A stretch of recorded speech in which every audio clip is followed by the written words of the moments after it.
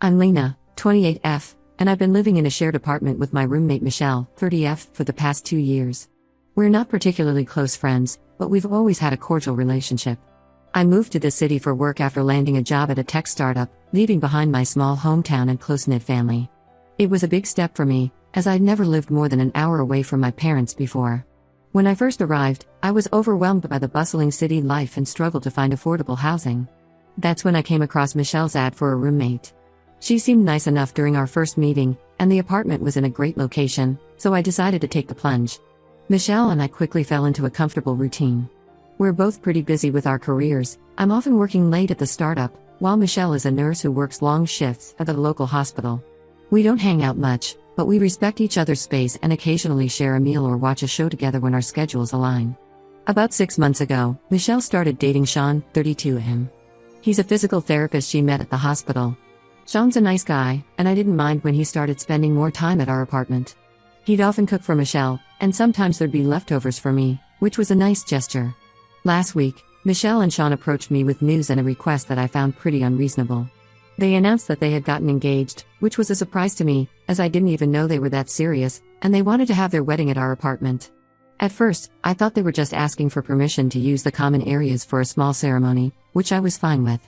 But then they dropped the bomb. They want me to vacate the apartment for an entire week.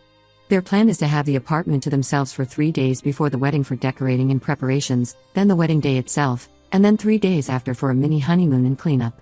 They even suggested I could use this time for a vacation. I was shocked and told them I couldn't just leave my home for a week. I explained that I had important deadlines coming up at work and couldn't afford to take time off. Plus, this is my home. I pay rent to live here, not to be kicked out at someone else's convenience. I offered to stay in my room during the wedding day and maybe one day before for preparations, but a whole week was too much. They argued that they needed the space and privacy, and that my presence would be awkward for their guests. Michelle then brought up the time my sister, Sarah, had stayed with us for a weekend last year. Sarah had just gone through a tough breakup and needed a change of scenery. I had asked Michelle's permission beforehand, and Sarah had slept on our couch, not in Michelle's room. I didn't see how this was comparable to asking me to leave for a week. When I stood my ground, Michelle got upset and said I was being selfish. She reminded me of all the times she had been quiet when I had late-night video calls with my team, which, to be fair, she had been patient about. She also mentioned that she never complained when my parents visited for a day, even though they tend to be a bit loud. Sean then suggested that they could pay for a hotel room for me for the week.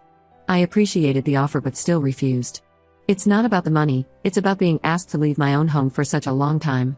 Plus, I have all my work equipment set up in my room, and I can't just relocate my entire home office for a week. The argument escalated, with Michelle accusing me of not understanding the importance of their special day because I'm single. This stung a bit, as I had recently gone through a breakup myself and was still feeling a bit raw about it. Sean even made a snide comment about how I wouldn't understand family events because I'm always working. This felt particularly unfair, as I've made efforts to maintain a work-life balance despite the demands of my job. I tried to explain that I'm happy for them and want to support their marriage, but I don't think it's fair to ask me to completely vacate for a week. I suggested that they could easily rent a venue for their wedding if they want complete privacy. There are plenty of beautiful spaces in our city that would be perfect for a small, intimate wedding. Michelle countered by saying that having the wedding at home would save them money, which they could put towards a bigger honeymoon. She also mentioned that her grandmother, who lives out of state and has mobility issues, would be more comfortable in a home setting than a formal venue. I understand their reasoning, but I still don't think it justifies asking me to leave my home for a week. I pay half the rent and utilities, and while I want to be supportive of their wedding, I have a right to live in the space I'm paying for. The atmosphere in the apartment has been tense since this argument. Michelle has been giving me the cold shoulder, slamming doors and avoiding eye contact. I've overheard her complaining about me on the phone to her friends, calling me selfish and inconsiderate. Yesterday, I came home to find Sean in our living room, which was unusual as he normally only comes over when Michelle is home. He tried to persuade me again, saying that this wedding means everything to Michelle and that I should be more understanding. He even hinted that if I agreed, they might consider letting me be a bridesmaid. I found this offer a bit insulting, as Michelle and I aren't close friends, and it felt like they were trying to bribe me. I'm starting to feel like I'm going crazy. Am I being unreasonable here? Should I just suck it up and leave for a week? Or am I right to stand my ground? I've always tried to be a good roommate. I keep to myself, I'm clean, I pay my rent on time.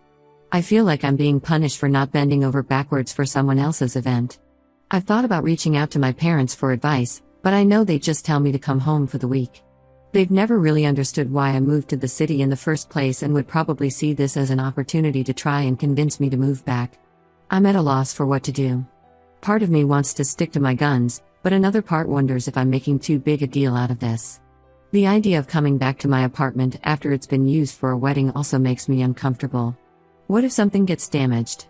What if they rearrange my stuff? Am I the asshole for refusing to leave my apartment for my roommate's wedding? How would you handle this situation? Update 1. Thank you all for your responses and support. A lot has happened since my last post, and I wanted to give you an update on the situation. The day after our argument, I was working from home when there was a knock at the door. I opened it to find a woman in her mid-50s standing there, looking stern and determined. She introduced herself as Sandra, Michelle's mother, and asked to speak with me privately.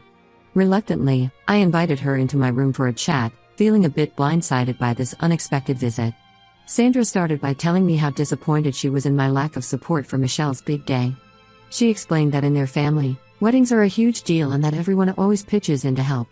She shared stories of how, when she got married, her entire family spent weeks preparing their home for the ceremony. She even mentioned that Michelle's older sister had postponed a work trip to help with wedding preparations.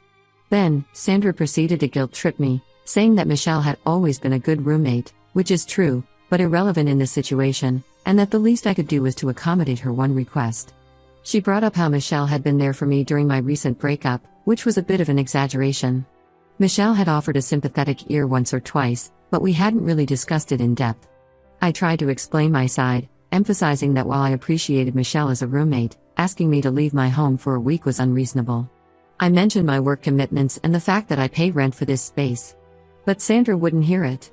She kept interrupting me, dismissing my concerns as selfish and short-sighted. Then, to my shock, Sandra pulled out her checkbook and asked me how much it would take for me to leave for the week. I was stunned at this blatant attempt to buy me off. I firmly told her that it wasn't about the money, but about respect for my space and my right to live in the apartment I pay for. Sandra's tone then changed from persuasive to threatening. She implied that if I didn't cooperate, she would make sure Michelle didn't renew the lease with me when it came up for renewal in 3 months. She also hinted that she had connections in the city and could make things difficult for me at work. She mentioned knowing someone on the board of a company that often collaborates with my startup, suggesting she could influence my professional life. I was taken aback by her threats and asked her to leave. As she was leaving, she said, "You'll regret this, young lady. You don't know who you're dealing with." The whole encounter left me feeling shaken and violated. I couldn't believe that a grown woman would resort to such tactics over a wedding venue. After Sandra left, I immediately called my landlord to explain the situation. I was worried that Sandra might try to influence him somehow. Thankfully, he was sympathetic and assured me that as long as I paid my rent on time, my tenancy was secure. He also advised me to document any further threats or harassment, just in case. I then sent a text to Michelle, explaining what had happened with her mother and how uncomfortable and threatened I felt. To my surprise, Michelle replied almost immediately, apologizing profusely for her mother's behavior. She said she had no idea her mother would do something like this and that she was embarrassed. Michelle came home that evening, and we had a long talk. She admitted that she had gotten carried away with the wedding plans and realized how unreasonable their request had been. She explained that she had been feeling pressured by her family to have a perfect wedding, and that's why she had latched onto the idea of having it at our apartment. She and Sean had decided to look for an actual wedding venue instead. During our conversation, Michelle opened up about some family dynamics I hadn't been aware of. Apparently, her older sister had had a lavish wedding a few years ago, and Michelle felt pressure to live up to that standard. She also mentioned that her parents had been hinting about wanting grandchildren, which added to the stress of planning this wedding. While I appreciated Michelle's apology and explanation, I'm still shaken by Sandra's visit and threats. I'm considering installing a security camera at our front door, just in case. The whole situation has made me realize that I need to start looking for a new place to live once the lease is up. I've also decided to give my boss at the startup a heads up about the situation, just in case Sandra does try to follow through on her threats. My boss was understanding and assured me that my position is secure. This whole experience has been eye-opening for me. I've always tried to be accommodating and avoid conflict, but this situation has shown me the importance of standing up for myself and setting clear boundaries. I'll keep you updated if anything else happens. Thank you all again for your advice and support. It's been reassuring to know that I'm not crazy for wanting to stay in my own home. Update 2. It's been about a month since my last update, and things have taken an unexpected turn. I thought I'd share what's been happening. After the incident with Sandra, things seemed to calm down. Michelle and Sean found a small event space for their wedding, and the planning seemed to be going smoothly. Michelle and I were cordial, but our relationship was understandably strained. We mostly kept to ourselves, only exchanging brief pleasantries when we crossed paths in the apartment. Last week, I came home from work to find Michelle in tears in our living room. It was unusual to see her so upset, as she usually maintains a calm demeanor, even during stressful hospital shifts. When I asked what was wrong, she broke down and confessed that she and Sean had called off the wedding. Apparently, they had been having some serious disagreements about their future, particularly about where to live and whether to have children. Michelle wanted to stay in the city and focus on her career for a few more years before starting a family, while Sean was keen on moving to the suburbs and trying for a baby soon after the wedding. The stress of wedding planning had brought these issues to the surface, and they realized they weren't on the same page about major life decisions. Michelle said that the more they tried to plan their future together, the more they realized how different their visions were. I felt terrible for Michelle, despite our recent conflicts. I awkwardly offered her some tea and listened as she poured her heart out. She admitted that she had gotten caught up in the excitement of planning a wedding and had lost sight of what was really important in a relationship. Michelle shared that she and Sean had been dating for less than a year when he proposed. She said yes in the heat of the moment, caught up in the romance of it all. But as they started planning the wedding and discussing their future, she realized how little they had actually talked about their long-term goals and values. Then, Michelle surprised me by apologizing again for the whole apartment wedding fiasco. She said that looking back, she couldn't believe how inconsiderate she had been. She even showed me some texts from her mother, Sandra, where Sandra was pushing her to have the wedding at our apartment because it would be more cost-effective and intimate. Michelle said she now realized how much pressure she had been under from her family and how that had clouded her judgment. She admitted that she had always struggled to stand up to her mother and that this situation had been a wake-up call for her to set better boundaries with her family. We talked for hours that night, and I saw a side of Michelle I had never seen before. She opened up about her insecurities, her family's expectations, and her fears about the future. It was the most honest conversation we'd had in the 2 years we'd lived together. The next day, I came home to find a gift basket on my bed with a heartfelt note from Michelle. She thanked me for standing my ground and said that my refusal to leave had actually been a wake-up call for her to reevaluate her relationships and priorities. The basket contained some of my favorite snacks and a gift card to my favorite local coffee shop. While I appreciate Michelle's gestures and our newfound understanding, I'm still planning to move out when our lease is up in 2 months. This whole experience has shown me the importance of having my own space and setting clear boundaries. I've started looking at studio apartments in the area, excited about the prospect of having a place all to myself. In an ironic twist, Sean reached out to me yesterday asking if I knew of any available rooms for rent. Apparently, he and Michelle had been planning to move in together after the wedding, and now he needs to find a new place quickly. I politely told him I didn't know of any openings but wished him luck in his search. It felt a bit awkward, given everything that had happened, but I tried to be civil. This whole situation has made me reflect on my own life and relationships. I realized that I've been so focused on my career that I haven't given much thought to my long-term personal goals. It's been a reminder that it's important to have those difficult conversations early in a relationship, rather than waiting until you're planning a wedding. I'll post one final update when I move out. Thanks again to everyone who's been following this crazy situation. Your support and advice have been invaluable. Update 3. Hello everyone, this will be my final update on this situation. It's been about 3 months since my last post, and I've officially moved out of the apartment I shared with Michelle. In the weeks following Michelle's breakup with Sean, our living situation actually improved somewhat. Michelle seemed genuinely remorseful about how she had treated me, and she made efforts to be a better roommate. We even had a few movie nights together, which was nice. It was strange how the absence of wedding stress changed our dynamic. However, I still felt that it was best for me to find my own place. I spent the last 2 months of our lease looking for apartments and finally found a small studio that I love. It's a bit more expensive than my share of the old apartment, but the peace of mind is worth it. The day I moved out was bittersweet. Michelle helped me pack and even enlisted some of her friends to help with the heavy lifting. As we were sorting through things in the common areas, we found ourselves reminiscing about the past 2 years. Despite our recent conflicts, we had shared some good times too.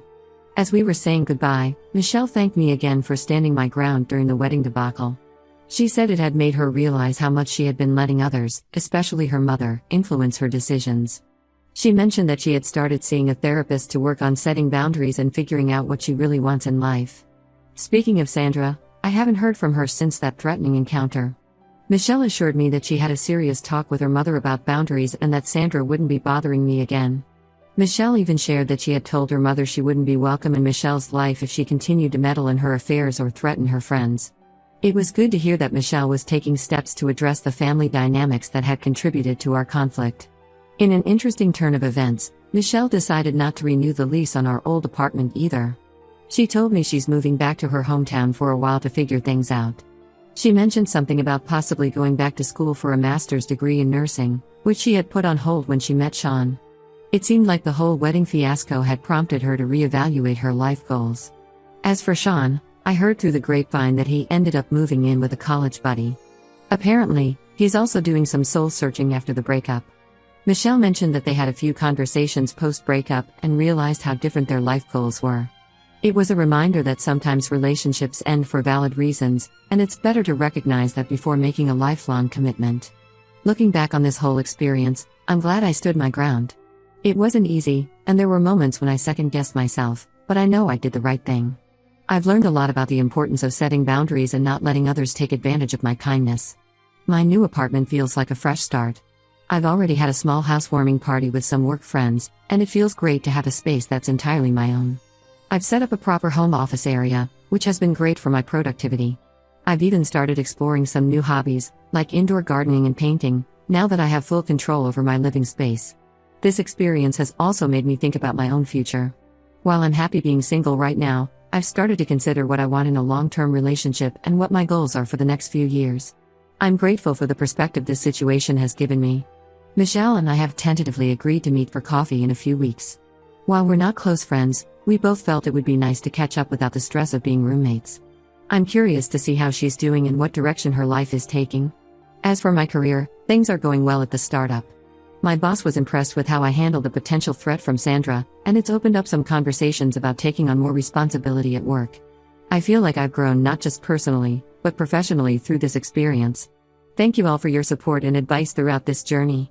It's been a wild ride, but I'm ending it in a much better place than where I started. I've learned valuable lessons about standing up for myself, the importance of clear communication, and how to navigate difficult interpersonal situations. While I hope I never have to deal with a situation like this again, I feel better equipped to handle conflicts and set boundaries in the future. Here's to new beginnings and the peace that comes with having a space to call my own.